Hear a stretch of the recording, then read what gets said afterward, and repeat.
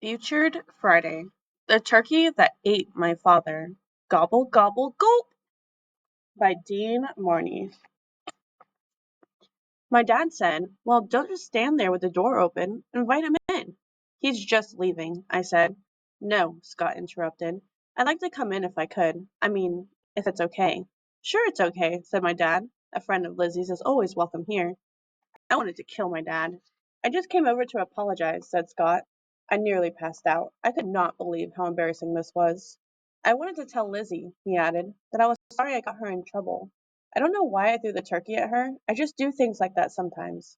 I was in shock before, and now I was in total shock. I was in triple shock.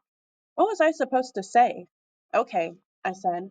"Well, isn't that nice of you?" said my dad. "And what a difficult thing to do, too." Scott and my dad were smiling at each other like idiots. "Well," I said, "we've got a whole lot of stuff to do." "Yeah," said Scott. "I've got to go." I went to open the door for him. "Are you sure?" my dad said. I could have killed him again. "Yeah, I've got to go," said Scott. I felt like pushing him out the door. "Well," said Scott, "bye, and sorry again, and thanks." "See you later," my dad waved and then blurted out, "What the hey?" We all looked to the middle of the room where the turkey box was. It was moving. It looked like something was inside the box, pushing the sides. "What's in there?" I asked.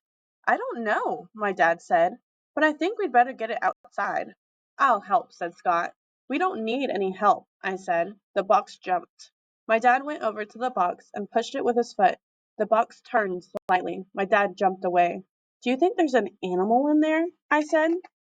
"I hope not," said my dad. "But I don't know what else it could be." "Someone playing a joke," I said. "Booger, are you in there? Is that you?" "Booker is what your mother," said my dad. "You two watch out. I'll move it towards the door." My dad went over to the box and reached down to grab it and move it. The box jumped 3 feet away from him. It went toward it again, and it moved again. He ran and dove at it a third time, but just as he almost touched it, it jumped out of his reach. "I'm freaked," I said. "Dad, we'd better call the police or fire department or something." "Well," my dad said. "What if it's a bomb?" Scott said. "It isn't a bomb," I said. "Bombs don't jump." "Right," Scott agreed. "Well, what is it supposed to be?" "A giant paper turkey," I answered. "Gobble, gobble," said my dad, trying to make a joke out of it. "You two help me. We'll get it cornered." "Dad," I pleaded, "I think this is a mistake. What if it's a snake?"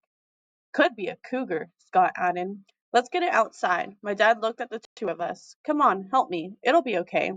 Famous last words, I wanted to say. The three of us tried to corner the turkey box.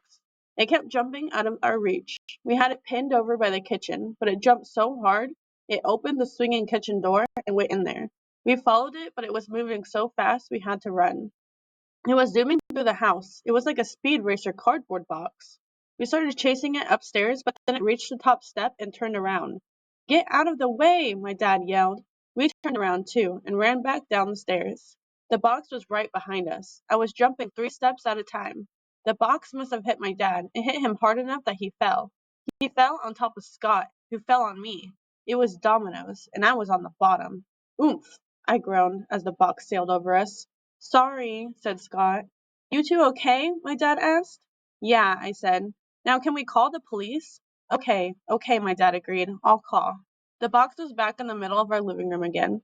"Well," I turned to Scott, "you can go home now." "Not on your life," said Scott. My dad picked up the phone and started to dial. "Dad," I screamed, "the box is opening." The top flaps popped open. My dad, for some unknown reason, set the phone back down on the receiver. "Dad, call the police," I said, but it was like he was hypnotized. He couldn't take his eyes off of the box. None of us could. It was coming apart. I mean, it was unfolding very carefully and very slowly, like it had a motor. It was like the box was mechanical. The final flap came down, and there it was. It was a turkey. It was a paper turkey. It wasn't giant. It was just a normal paper turkey. It was folded out, ready to decorate some Thanksgiving table. It had one of those stupid-looking paper turkey heads. Its body and tail feathers were honeycomb-looking stuff made of yellow tissue paper. It was actually a normal-looking paper decoration turkey. We all started laughing nervously. "Gobble, gobble," my dad said again.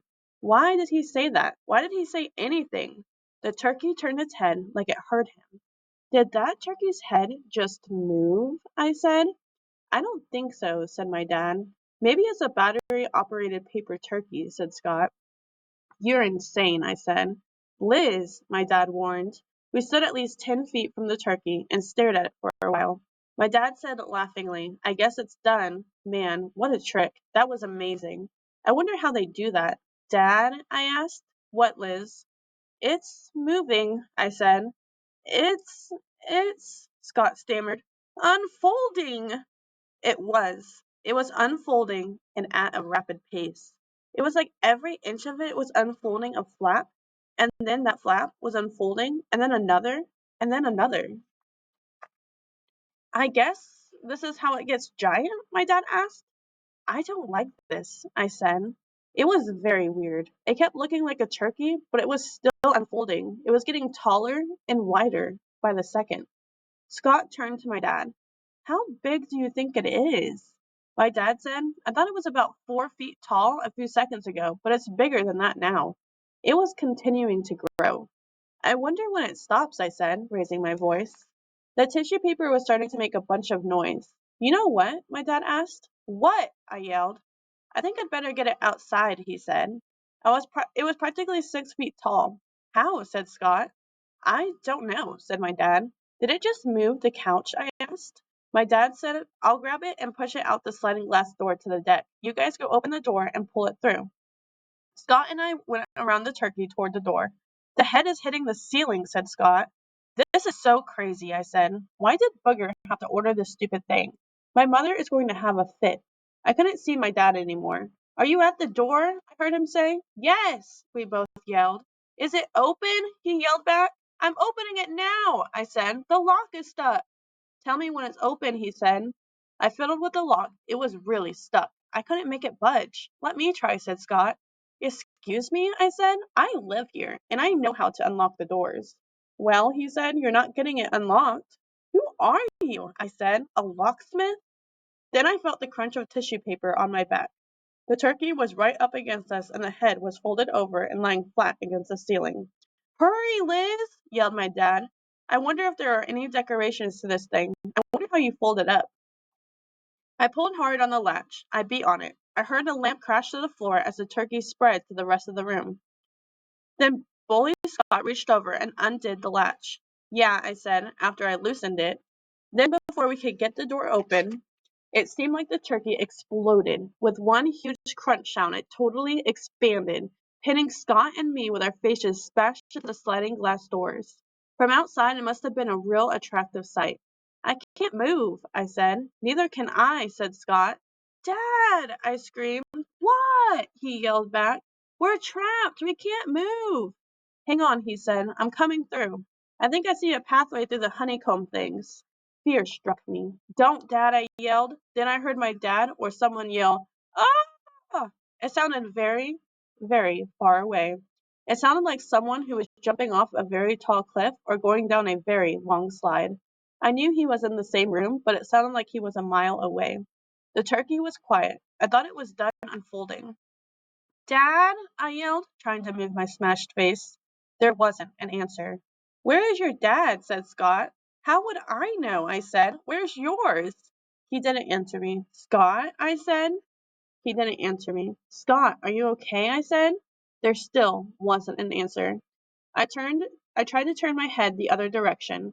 That dang honeycomb stuff was just digging into my head and back. Good grief, I said, practically breaking my nose to look at where Scott should have been.